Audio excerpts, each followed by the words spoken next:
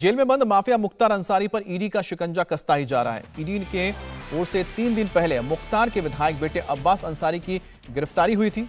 अब मुख्तार के साले अतीफ रजा को भी ईडी ने अपनी गिरफ्त में ले लिया है। ईडी ने मनी लॉन्ड्रिंग और जमीन घोटाले के इल्जाम में माफिया मुख्तार अंसारी के साले आतिफ रजा को गिरफ्तार किया है। आतिफ रजा को गाजीपुर जेल के बाहर गिरफ्तार किया गया। वहीं मुख्तार के विधायक बेटे अब्बास अंसारी को 7 दिन की रिमांड पर ईडी पूछताछ कर रही है। ईडी की तफ्तीश में मुख्तार के काले साम्राज्य के कई राज भी खुले हैं। जांच के दौरान पाया गया कि मुख्तार अंसारी की पत्नी, बेटे और रिश्तेदारों के नाम कई अवैध संपत्ति है। ऐसे में ईडी अब मुख्तार, उसके बेटे और साले के बाद उसकी पत्नी अफशा अंसारी पर भी शिकंजा कसने की तैयारी कर रही है। ईडी ने मुख्तार अंसारी के साले सरजिल रजा उर्फ आतिफ को उस वक्त शिकंजे में लिया जब वो गाजीपुर जेल से रिहा होकर घर जाने वाला था। आतिफ की कल शाम करीब 7 बजे के बाद रिहाई होनी थी, लेकिन रिहाई से पहले ही ईडी की टीम गाजीपुर के जिला जेल पहुंच गई थी और आतिफ के जेल से बाहर निकलते ही उसे अपने गिरफ्त में ले लिया। और उसी दौरान आतिफ की पत्नी, बच्चे और वकील भी उसे रिसीव करने के लिए जेल पहुंचे थे। ईडी ने कुछ देर उसे परिवार से मिलने का मौका दिया और फिर उसके बाद ईडी की टीम उसे अपने साथ ले गई। ये जानकारी हुई है कि बेल पे श्री आतिफ रजा की यहाँ से रिहाई हुई है। क्या लग रहा है? रिहाई होने के बाद ये पता चला यहाँ कि प्रवर्तन निदेशालय वाले उनको अपने साथ ले गए, अपने घर नहीं गए। ये गेट से ही हमको पता चला। हमको इसके अलावा कोई जानकारी नहीं दी गई यहाँ से और अंदर उनसे बात भी करने नहीं आज दिया। उनकी पत्नी भी मिलने आई थी, तो क्या पहले मिलने दिया गया या रोका गया उनको भी? पत्नी को मैंने देखा कि उनको रोक दिया गया, उनको भी बाद में बुलाया गया। बाद में बुला करके उनसे बातचीत कराई गई।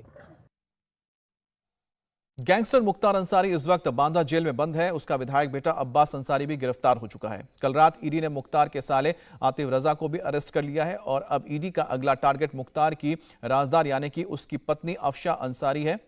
ईडी को पता चला है कि गैरकानूनी तरीके से कमाए गए पैसे और प्रॉपर्टी में अफशा अंसारी भी पूरी तरह से इन्वॉल्व हैं। सूत्रों की माने तो आने वाले दिनों में मुख्तार की पत्नी की भी मुश्किलें बढ़नी तय है। ईडी एक एक करके मुख्तार के काले साम्राज्य से जुड़े सारे सबूतों को इकट्ठा कर रही है। बताया जा रहा है कि माफिया मुख्तार और उसके परिवार से जुड़े दस्तावेजों को जब ईडी ने खंगाला करना शुरू किया तो कई चौंकाने वाले खुलासे भी सामने आए हैं। ईडी की जांच में विकास कंस्ट्रक्शन कंपनी का नाम सामने आया है। यह वो कंपनी है जिसके मालिक को मुख्तार और उसके गैंग ने जबरन बाहर निकालकर उस पर कब्जा कर लिया था और अपनी पत्नी और सालों के नाम कंपनी की बड़ी हिस्सेदारी कर दी थी। जांच में यह भी पता चला है कि मुख्तार ने गाजीपुर और मऊ में अवैध तरीके से गोदाम बनाए, सरकारी जमीनों पर कब्जा किया, फर्जी दस्तावेज लगाकर बैंक से करोड़ों लोन लिए जिसे अब तक नहीं चुकाया गया है। मनी लॉन्ड्रिंग के मामले में ईडी ने जिन अवैध संपत्तियों की जांच की है उसमें पता चला है कि ये संपत्तियां मुख्तार अंसारी की पत्नी, साले और दूसरे रिश्तेदारों के नाम पर हैं। ये सारी प्रॉपर्टी यूपी के मऊ और गाजीपुर में है। विकास कंस्ट्रक्शन कंपनी से मुख्तार को हर साल 50 लाख की कमाई होती थी।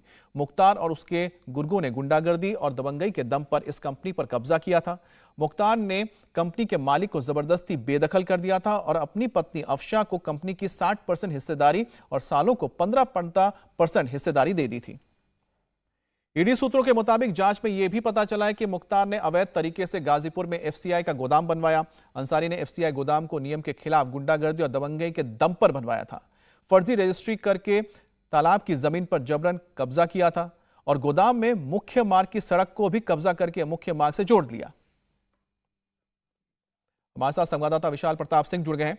विशाल, ईडी की जो अब ये पूरी की पूरी कार्रवाई हो रही है, इसमें जो मनी ट्रांजैक्शन है और साथ ही साथ जो मनी लॉन्ड्रिंग है उस पर तवज्जो दी जा रही है और जिस तरह से सबूत जुटाए जा रहे हैं, क्या लगता है कि अब जो गिरफ्त में आए हैं इनका बाहर निकलना बहुत मुश्किल होगा और जो साम्राज्य है माफिया का, मुख्तार का, क्या वो ढहने जा रहा है?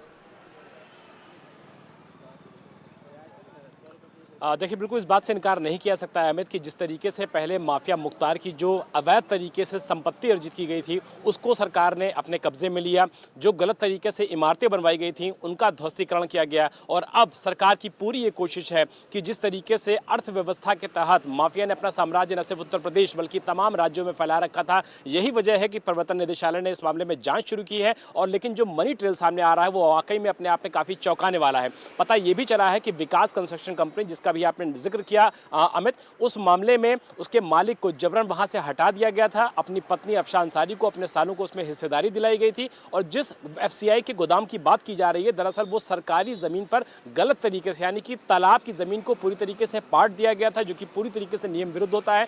फर्जी तरीके से जो रजिस्ट्री होती है वो दिखाई गई थी, जबकि वो ऐसी कोई भी रजिस्ट्री मौके पर मौजूद नहीं थी, सरकारी रिकॉर्ड से मौजूद नहीं है। और सबसे ज़्यादा हैरानी की बात यह है कि जब इस FCI गोदाम का टेंडर हो रहा था तो 3 बार टेंडर कॉल किया गया था, लेकिन माफिया की दबंगई के बल पे, माफिया की गुंडागर्दी के बल पे कोई भी टेंडर डालने के लिए दूसरी फर्म नहीं आई थी। 3 बार टेंडर कॉल होने के बाद माफिया मुख्तार अंसारी की इस कंपनी, जिसको जबरदस्ती मुख्तार उसके गुर्गों ने कब्जा किया था, विकास कंस्ट्रक्शन कंपनी, इसको जबरन दे दिया गया था। ये भी नियम के खिलाफ होती है कि कभी भी कोई भी एक कंपनी अगर लेकिन एक तरफ जहां ईडी कार्रवाई कर रही है तो दूसरी तरफ जैसा विशाल आप बता रहे हैं, योगी आदित्यनाथ जो है उनका भी बुलडोजर लगातार माफियाओं के खिलाफ चल रहा है।